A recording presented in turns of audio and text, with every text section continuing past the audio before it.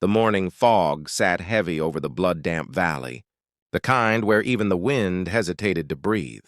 Cale limped across the field, half-burned armor scraped by brambles, sword dragging like it weighed 100 regrets. He wasn't supposed to be alive.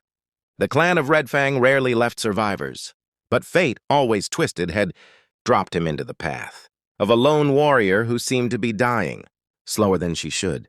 She was slumped against a boulder, one eye swollen shut, hair matted, ribs bruised dark violet, yet her gaze burned like fire under ice. "You heal fast for a human," she growled, watching Cale approach. Cale kneeled beside her. "You're bleeding out. Anyone ever tell you warriors should rest sometimes?" Her lip curled. "Touch me and I'll break your—" Before she finished, her body slumped sideways from the pain. Cale instinctively steadied her, slipping an arm behind her shoulders. And then, maybe because she looked like a feral animal pretending not to be exhausted, he did the one thing no sane person would ever do to a Red Fang warrior. He patted her head. Just once, light, almost teasing. She froze. Her breath stopped. Her pupils widened like he had just broken the oldest law of her tribe. "What did you just do?" she whispered, stunned. "Calm down. I'm checking if you're conscious." Cale shrugged. But the damage was done. Her clan, dozens of towering warriors emerging from the fog, witnessed that single pat. 50 eyes widened. 50 hands loosened their grips on their axes. A murmur tore through them like a wave. He touched the chief.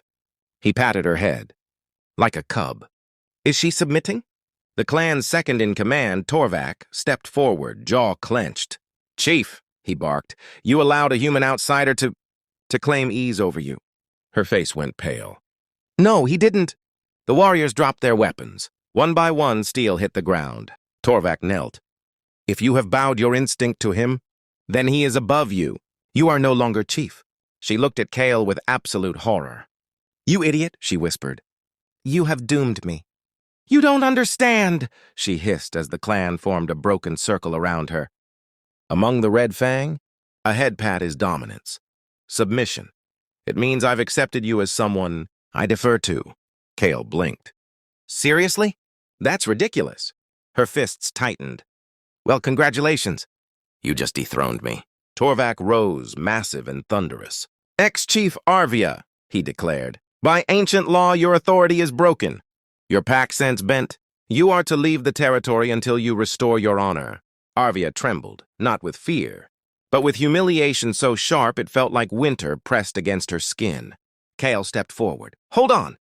She didn't do anything wrong. But Torvak silenced him with a glare. "You outsider human have done what none of us could. Not by strength, but by instinct. That makes you dangerous." Cale's hand drifted to his sword. "Try me." Arvia grabbed his wrist. "Don't, you'll die." With a bitter exhale, she slid her own blade into the dirt. "My exile." "I accept." The clan parted. Nobody touched her. Nobody spoke to her. The silence hurt more than wounds. Cale followed her as she limped toward the tree line. "You shouldn't come," she said. "Too bad." She shot him an exhausted glare. "You ruined my life." "You're welcome." Her breath broke into something between a laugh and a snarl. "Human, why would you even touch a warrior's head?" Cale shrugged. "You looked tired." "Tired?" She halted. "You patted the chief of Red Fang because I looked tired? You're still alive, aren't you?" She stared at him, struggling between rage and bewilderment. No human had ever spoken to her like she was simply a person. A rumble of thunder rolled overhead as they reached the forest. "Arvia," Cale said quietly, "exiled or not, you're not alone." Her jaw tightened.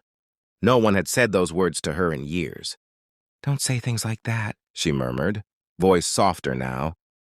"My clan already thinks you're my dominant bond." Cale raised a brow.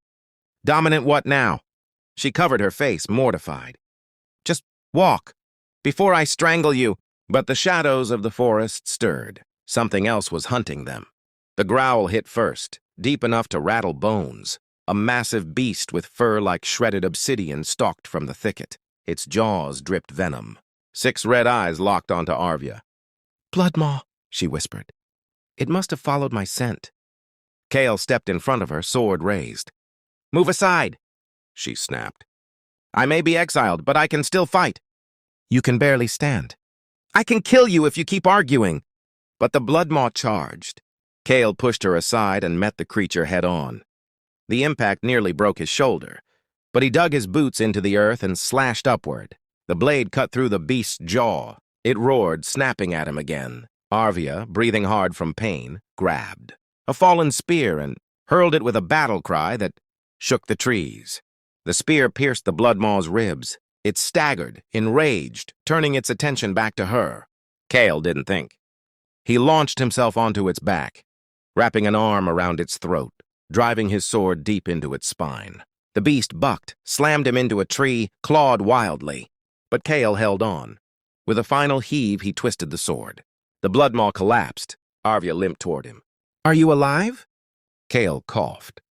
Define alive. And then, unthinkingly, relieved he wasn't dead, she grabbed his face with both hands and pressed her forehead against his. He blinked. What's happening? She froze, slowly stepped back.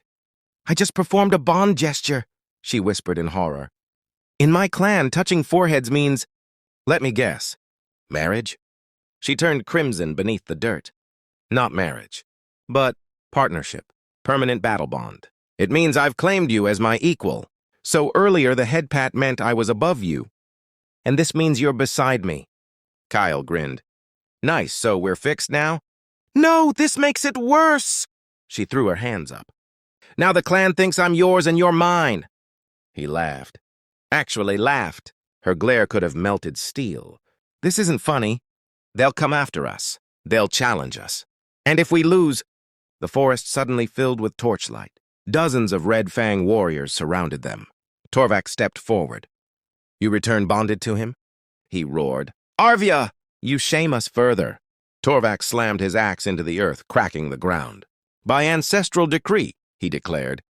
You and the outsider must face the trial of the Fang. Arvia's heart dropped. Trial now? I'm wounded. And he is weak, Torvak said. So the fight is fair. Kale whispered. I don't like how he said that.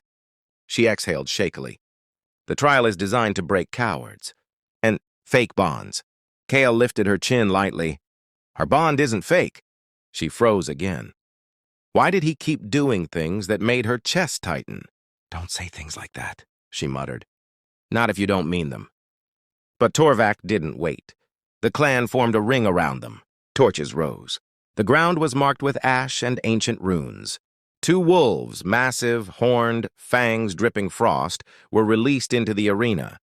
Kale tightened his grip on his sword. 2 of them? Arvia pulled a dagger from her boot. This time you follow my lead. They moved back to back. The first wolf lunged at Kale. He rolled aside, slashing its leg, drawing a furious howl. The second wolf pounced at Arvia. She dodged, but her injury slowed her. Its claws ripped across her arm. Kale saw red. He charged, ramming his sword through its ribs before it could finish her. The wolf collapsed. The second one circled, watching them with icy blue eyes. Arvia swayed. Kale, I can't. Kale stepped in front of her. And without hesitation, he placed his hand on her head again. This time gently, intentionally. Her eyes widened, breath catching. What are you doing? Reminding you, he said softly, that no one takes your strength. Not even your own doubts. Her legs steadied. Her grip tightened. The final wolf attacked. Together, perfectly in sync, they moved like a single creature, her blade slicing low, his sword swinging high. The wolf fell. The ring fell silent. Torvak clenched his jaw. Arvia, you fought as a true chief, and he... His glare hardened at Kyle. He fights with the heart of Red Fang. The clan knelt. Arvia stared in disbelief. But the laws... Torvak growled. The law says the clan shall follow the strongest bond, and yours is unbroken. Arvia turned slowly toward Kale. He smiled. She looked away quickly, cheeks warm. The torches dimmed as dawn broke across the valley. Arvia stood before her clan, still bruised, still exhausted, but now with a fire in her eyes that hadn't been there in years. Torvak declared, Arvia of Red Fang, your exile is revoked. The trial proves your bond is real. You stand as chief once more. The clan echoed a thunderous roar. But Arvia didn't raise her blade. She looked at Kale. "You stood with me when I was nothing," she said quietly. "You protected me when the clan wouldn't. You believed me worthy when I doubted myself." Kale scratched his cheek. "Well, someone had to stop you from dying stupidly." She blinked. "Stupidly? I mean bravely. Bravely." She almost smiled. The clan watched, whispering, waiting. Arvia drew her weapon and planted it in the earth. "I return as chief, but not the same chief. From this day, Red Fang does not rule by fear. We rule by strength earned through bond, honor, and unity." Torvak bowed his head. Kale expected her to turn away. Instead, she stepped closer. "So," she murmured, eyes downcast, "does this mean you'll stay?" Kale raised a brow. What did you call me earlier? Dominant bond?" She turned red instantly. "Forget I said that." "Nope." She shoved his shoulder. "Kyle!" He laughed. But then, softening, he answered, "Yeah, I'll stay." Arvia inhaled sharply, relief hidden behind her warrior mask. The clan cheered. But Torvak approached with a smirk. "If he stays," he said, "the human must undergo Red Fang rites." Kale whispered, "Should I be worried?" "Yes," Arvia answered honestly. But she leaned in, voice low. "Don't worry. I'll train you myself." Kyle grinned. "Good, because I'm not letting go of my partner." Her breath caught, but this time she didn't pull away. The clan roared as the new dawn rose over Red Fang territory. Their chief restored, her bond forged, and the outsider who dared pat the warrior's head now standing at her side, as something far more than either had expected.